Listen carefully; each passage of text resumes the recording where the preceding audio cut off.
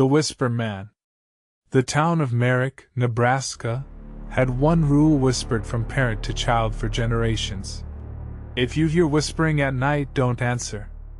Don't listen. Don't move. Most thought it was just a folktale, the kind of small-town superstition that stuck around like dust on old furniture. But deep down, everyone in Merrick knew the name Whisper Man, and everyone remembered the killings. It started again on a humid August night in 1994. Sheriff Wallace found the Carter family at dawn. The front door was wide open, their dog dead on the porch, its neck twisted unnaturally. Inside, the house was spotless. Nothing broken, nothing stolen. Except for the Carters. All four of them, mother, father, 2 children, sat at the dinner table, their hands folded neatly. Eyes wide open. Throats sliced. No signs of a struggle. No blood on the floor. Just thin, red lines from ear to ear. And carved into the wood of the table was one word: listen. Wallace never spoke about that day again. Over the next 3 months, 4 more families were found the same way. Neighbors began sleeping with guns under their pillows. Church attendance tripled. Children were no longer allowed outside after dark. Still, the killings continued. Each scene identical. Each table marked with a new word. Here. Wait. Come. Then it stopped. For 21 years, Merrick was quiet. People moved on. The story became legend again. Something to scare children. Nothing more.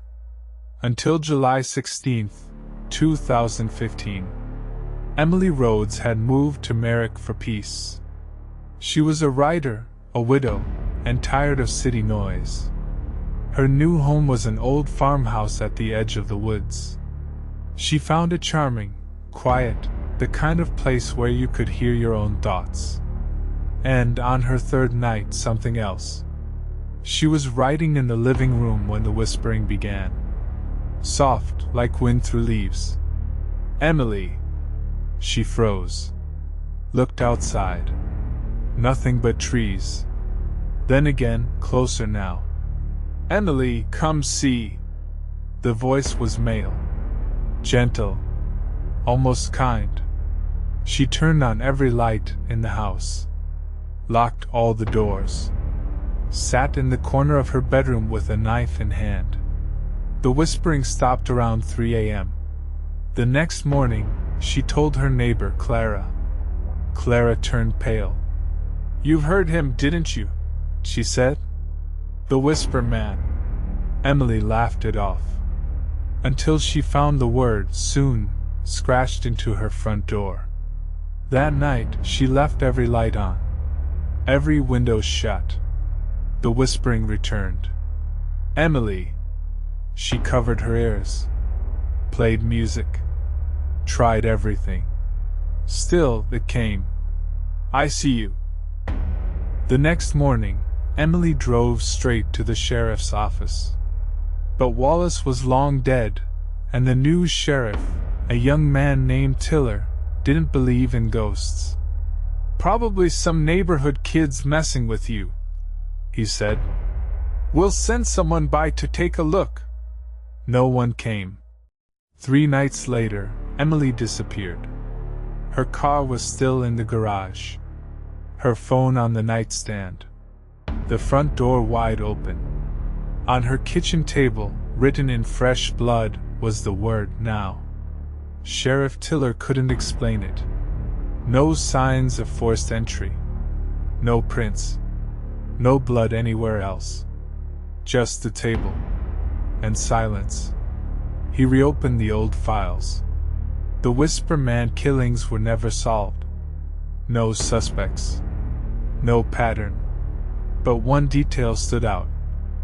Each victim had reported hearing voices shortly before their deaths. Some even recorded it, low whispers caught on old cassette tapes. Most were destroyed. One remained in the sheriff's archive. Tiller played it. Static. Then, "Do you hear me? Come closer. Let me in." He couldn't sleep for days after. More disappearances followed. A teenage boy out past curfew. An elderly couple in the middle of the night.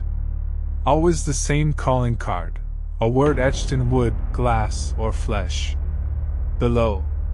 "Open. Your turn."